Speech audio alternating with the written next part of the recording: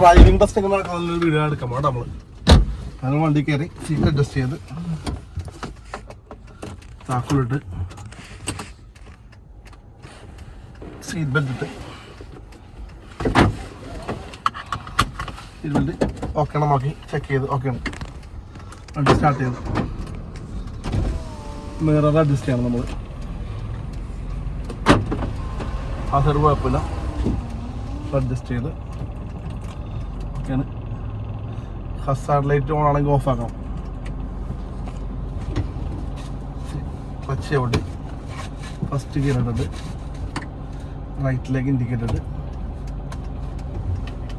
Break ചവിട്ടി പിടിച്ചിട്ടുണ്ട്. Back നോക്കിയിട്ട് ഹാൻഡ് ബ്രേക്ക് വേണം. എന്നിട്ട് അതൊക്കെ വണ്ടി റിലീസ് ചെയ്യണം.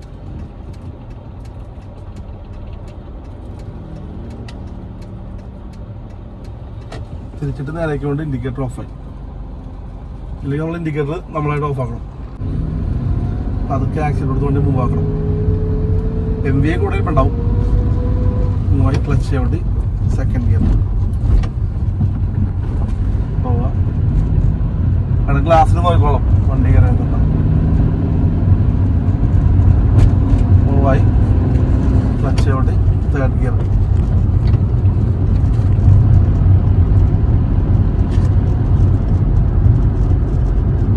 വളവാണ്, ശ്രദ്ധിച്ചു വളക്കാം.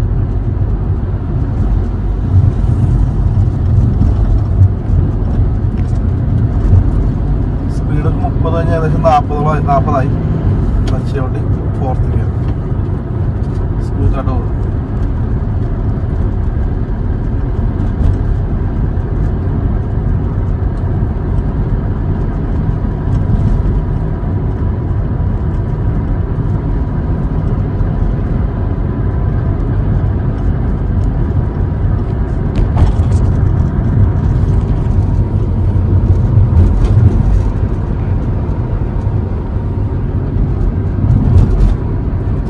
ഒഴിവാക്കിയെടുക്കണം.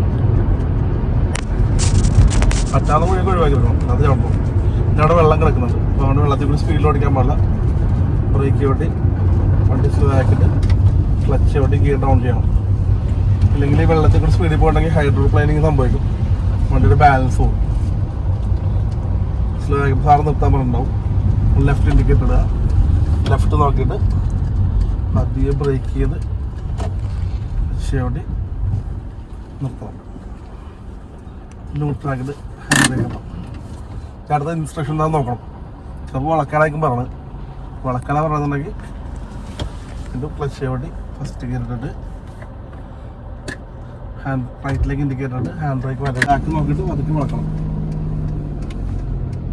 വീതിയുള്ള റോഡായതുകൊണ്ട് നമുക്ക് ഫുള്ളായിട്ട് വളഞ്ഞു കിട്ടും. യെസ്, അപ്പോൾ ടെസ്റ്റിങ് നടക്കുന്ന വീഡിയോ ആണ്. ക്ലച്ച് ചവിട്ടി സെക്കൻഡ് ആക്കി സാർ നിർത്തിക്കൊള്ളാൻ പറഞ്ഞപ്പോൾ ലെഫ്റ്റ് ഇൻഡിക്കേറ്റർ ഇട്ടിട്ട്